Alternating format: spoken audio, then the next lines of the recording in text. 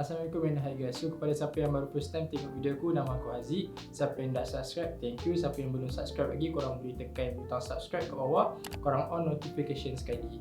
Okay, so sebelum aku start konten hari ni, aku nak buat satu perubahan. Aku nak tukar mic aku. So siapa yang follow Instagram aku ada post pasal setup aku. Aku guna Canon 6D Mark 1 and aku guna mikrofon Boya BY, tak ingat apa, tapi dia shotgun mic, bukan clip mic. And tadi, baru tengah hari tadi, aku dapat mic aku dapat clip mic yang aku baru beli. So aku nak swap mic in 3, 2, 1. Okay, so sekarang kita dah tukar mic. Sekarang aku dah pakai clip mic. Tak tahu korang boleh nampak tak, tapi aku letak kat sini. Aku pakai clip mic. Aku tak tahulah ada perubahan ke tak, aku tak dengar lagi. Aku harap ada lah, aku harap suara lagi clear. Okay, so untuk konten hari ni, aku nak buat satu tutorial macam mana nak gunakan Adobe Premiere Pro. Sebab hari tu aku ada tanya dekat Instagram tau, korang nak tutorial macam mana. And most of them cakap nak tutorial gunakan Adobe Premiere Pro, or nak Illustrator ke Photoshop ke. Sebab aku tengok korang macam nak yang basic-basic, macam Premiere Pro basic semua tu kan. So hari ni aku nak buat tutorial Adobe Premiere Pro. Okay, so sebelum kita start, kita kena ada software. So software apa yang kita akan gunakan hari ni is Adobe Premiere Pro. So korang buka korang punya Premiere Pro, and nanti dia akan buka satu dialog yang suruh korang create new ke apa project ke. Korang tekan create new, and then keluar satu lagi dialog macam ni. Okay, dekat dialog ni korang nampak ada name, location dengan renderer. Yang bawah ni tak payah kacau, kita fokus kat tiga ni. Name ni file name korang. Korang nak namakan project file korang tu apa. Katakanlah kat sini aku letak test 1. Location ni kat mana korang nak save project file tu. Kalau korang nak tukar location, boleh tekan dekat browse ni. Renderer ni sistem apa yang korang nak gunakan untuk speed up korang punya rendering process. Kalau korang guna graphic card Nvidia, korang guna CUDA.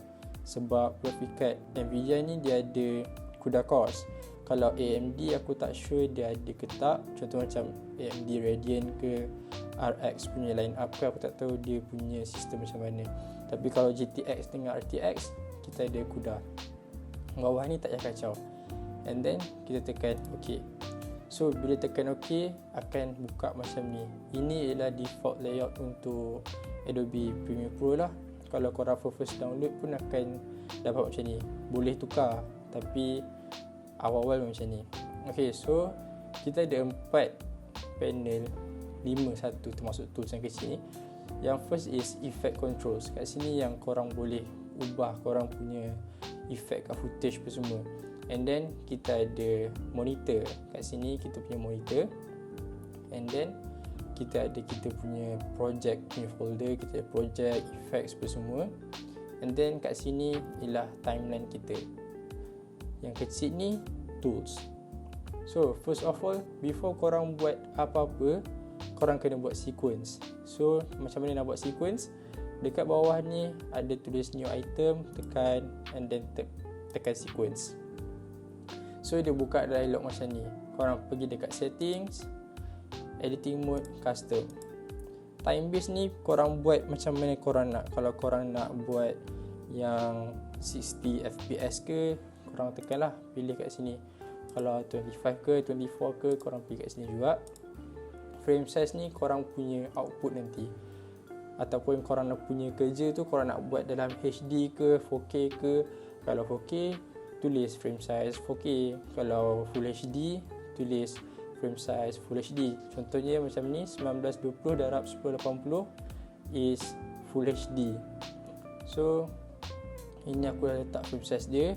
Ratio dia 16:9. Pixel aspect ratio ni letak square pixel. Sebab kalau tak nanti dia macam stretch sikit, macam distort sikit. So make sure dia 1.0 square pixel. Yang bawah semua tak payah kacau. And display format ni make sure sama dengan yang atas, yang time base korang ni. And then korang tekan OK. So apa function kita buat sequence? Sequence ni untuk, saya nak cakap, dia spesifikkan korang punya workspace tu macam mana. Macam mana korang punya video tu korang nak dia spesifikkan dari awal-awal. Kalau korang dah buat macam drag je kan, and then ikut framing video tu, tapi video korang bukan full HD pun, tapi korang nak full HD, so korang tekan export je. Nanti dia akan jadi banyak masalah, dia upscale lah, and then arrangement lari apa semua. So lepas korang buat sequence, korang nampak kadang-kadang dia kat dalam ni, tapi sebab ni dia kat luar, boleh je tarik ke dalam balik, korang drag sampai ke dalam, dan lepaskan. See, dah kat dalam macam biasa. Okay, and then kita dah ada sequence. Macam mana kita nak import footage atau nak audio kan. So korang buka folder kat mana yang korang save tu. So katakanlah aku nak yang folder ni, aku nak file ni, nak footage ni. So drag je masuk kat dalam Premiere, dan lepaskan. So kita dah ada footage. Macam mana nak import audio? Sama je, korang buka file tadi, tarik, and then lepaskan. So kita dah ada footage dengan audio. So sekarang footage ni macam mana kita nak masukkan dalam ni. So boleh je korang ambil ni, tarik, and then letak sini. Okay, nanti dia akan keluar macam ni tau. So korang tekan je keep existing setting, sebab kita nak guna sequence punya setting yang kita dah guna tadi, yang kita dah set tadi kan. So tekan je, and then kita dah ada satu video. And then kita nak letak audio pula. Tarik audio ni, kita letak dekat bawah. Kenapa dekat bawah? Okay, kalau korang perasan kat sini, kita ada, okay, kat sini kan, kita ada V1, V2, V3, A1, A2, A3 kan. V is video, A is audio. So untuk Premiere, kalau korang letak video ni kat V1, and then korang tutup, dia tak ada tau.